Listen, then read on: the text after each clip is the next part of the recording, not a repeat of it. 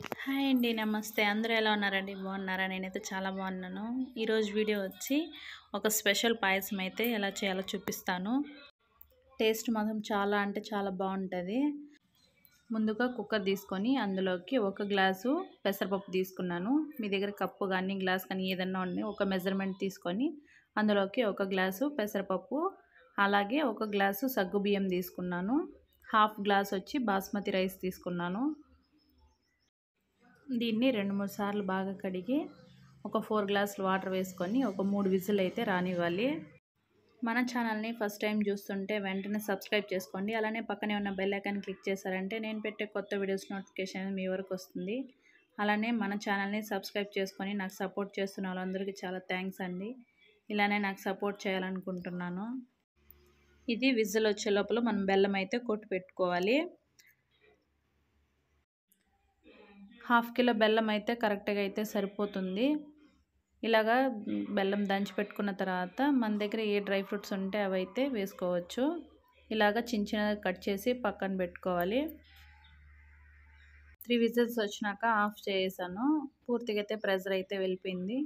మూత తీసేసి చూడండి పూర్తిగా అయితే ఉడికిపోయింది. అందులోని మనం ముందుగా దంచి పెట్టుకున్న బెల్లం అంతా యాడ్ చేసుకోవాలి. ఇలాగ మొత్తం బెల్లం అంతా వేసేసిన తర్వాత మొత్తం ఒకసారి మిక్స్ అయ్యేలాగా కలుపుకోవాలి. ఇలా కలుపుకున్న తర్వాత పక్క స్టవ్ మీదనే పెట్టుకొని మీడియంలోనే పెట్టుకొని ఒక 2 నిమిషాలు ఉడకనివ్వాలి. ఇంకొక స్టవ్ పైన ఒక పెనం పెట్టుకొని అందులోకి ఒక 2 స్పూన్లు నెయ్యి వేసుకొని ముందుగా మనం కట్ చేసి పెట్టుకున్న డ్రై ఫ్రూట్స్ అన్నీ వేసుకొని కొంచెం దోరగా వేపుకోవాలి. ఇలాగా వేపుకున్న తర్వాత వేరొక ప్లేట్లోకి తీసుకోవాలి. అదే కడాయిలోనే ఒక 2 స్పూన్ల ఎండు కొబ్బరి తురుముకొని వేసుకోవాలి.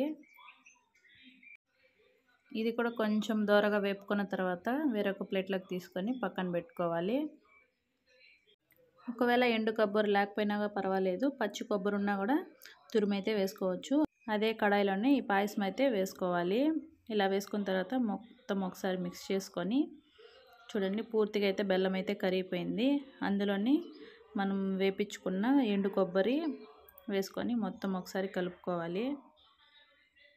ఇది ఒక 2 నిమిషాలు ఉడికే లోపల మనం ముందుగానే ఒక గ్లాస్ పాలు అనేది కాచి చల్లారి పెట్టుకోవాలి. కాచి చల్లారబెట్టిన పాలు వేసామంటే పాయసం అనేది విరిగిపోకుండా తెల్లగా లేకుండా అయితే ఉంటుంది. ఇలాగా ముందుగా ఫ్లేవర్ కోసం అయితే దంచి పెట్టుకున్న ఇలాచి అయితే వేసుకోవాలి. అలాగే ముందుగా వేపించుకున్న డ్రై ఫ్రూట్స్ అన్నీ వేసి మొత్తం ఒకసారి మిక్స్ అయ్యేలాగా కలుపుకోవాలి. ఇదే స్టేజ్లోనే పాలకోవా ఉన్న కూడా వేసుకుంటే చాలా టేస్ట్ అయితే ఇంకా బాగుంటుంది. ఒక 2 నిమిషాలు ఉడికించిన తర్వాత స్టవ్ ఆఫ్ చేసేసి ఒక 5 నిమిషాలు అయితే చల్లారనివ్వాలి.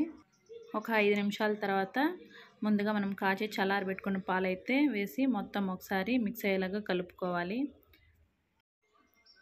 అంతే అండి, ఎంతో టేస్టీగా ఉండే గుమగుమలాడే పాయసం అయితే రెడీ అయిపోయింది. తప్పకుండా మీరు కూడా ఒకసారి ట్రై చేసి చూడండి. టేస్ట్ మాత్రం చాలా సూపర్గా ఉంటుంది. ఐ హోప్ ఈ వీడియో నచ్చింది అనుకుంటున్నాను. నచ్చితే కానీ ఒక చిన్న లైక్ ఇచ్చి నాకు సపోర్ట్ చేస్తారనుకుంటాను. మరొక మంచి వీడియోతో మళ్ళీ ముందుకు వస్తాను. Thanks for watching. Thank you.